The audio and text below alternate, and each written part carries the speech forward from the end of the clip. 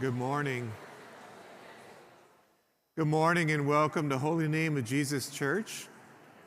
We invite everyone to go to your pew at this time so we can begin.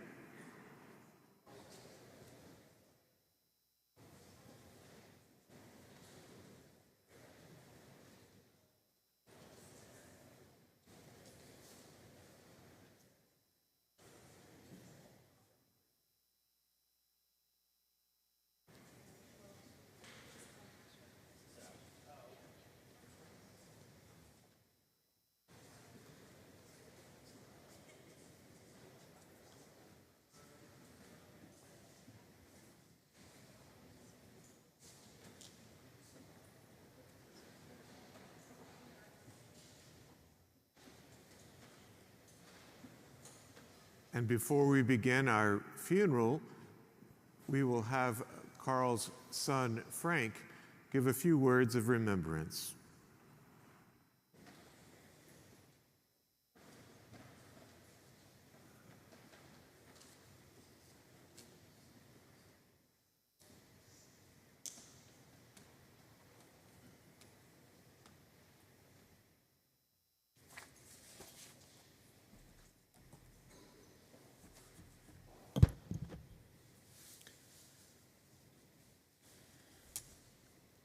Good morning, everyone. On behalf of our family, I'd like to thank all of you here today and those who couldn't make it but expressed their condolences. Your words and presence have been a source of strength and comfort in these difficult times for our family. Today, we gather to honor the remarkable life of a man who touched the lives of so many, my father, Carl Frank Kalickia. A beloved physician and a guiding light in our family for 95 incredible years.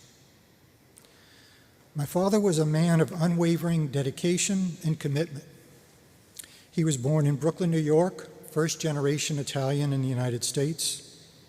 His father came to the United States from Sicily looking for better opportunity than was available in Sicily after the World War. The family moved to southern Texas, purchasing a canning factory that canned tomatoes and other vegetables for some larger distributors in the United States. My grandfather wanted him to remain in the family business, but my father could not see living in the border town of Texas. He graduated valedictorian of his high school class and enrolled in Tulane undergraduate. His parents were not very happy with his decision to leave. He would eventually decide to stay in New Orleans and enroll in Tulane Medical School. His family eventually moved to New Orleans since it was clear he was not going to move back.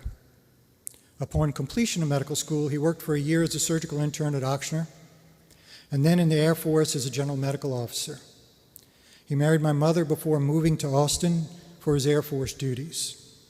They were married for an amazing 64 years until her untimely death. Once completing his service in the Air Force, he began his training in neurosurgery at Baylor in Houston. He came to New Orleans in 1960 and began his practice of neurosurgery. Most of the major hospitals in the city had neurosurgeons on staff, and it wasn't a very friendly environment back then if you weren't invited in. He went to work for a neurosurgeon at Truro and found an opportunity for him to build his own practice at a relatively new hospital in the area, at that time called West Jefferson General Hospital. As the story goes, he drove over there for a visit to look at the hospital, and while there, an announcement was made over the intercom that all doctors should come to the emergency department. There had been a school bus accident, and multiple people were being brought in with injuries. One person actually had a severe head injury, and he operated on him that day. Back then, proof of training, malpractice was word of mouth, nothing like it is today. And one of the doctors watching him do that procedure asked him to join the staff, and so his practice began.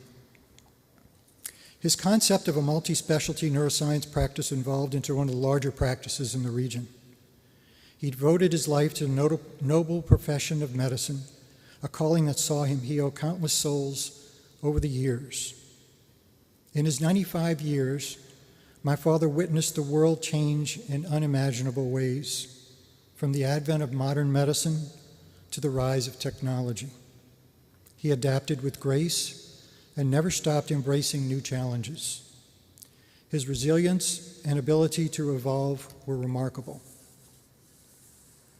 As a father, his stern and controlling nature often made for challenging moments. As an aside, I'm going to tell you a recent story about the BMW, his car. Soon after my mother passed away, it was clear to all of us, having more contact with him, that he shouldn't be driving a car. Cappy fixed up a room in our house for him to live in while his apartment in Lambeth House was being prepared, which she also had a large part in getting that done. Once he moved in, he wanted the keys to his car back. I explained it wasn't a good idea and encouraged him to use Uber or the shuttles that were provided by Lambeth House. We had a few discussions regarding his disagreement with my proposals. Discussions, that's an interesting way to put it. One day I received a call from my brother Jack that he went to the house and the BMW was gone. It had been stolen because I didn't have it. He said, "Do you have it?" "Nope, I don't have it."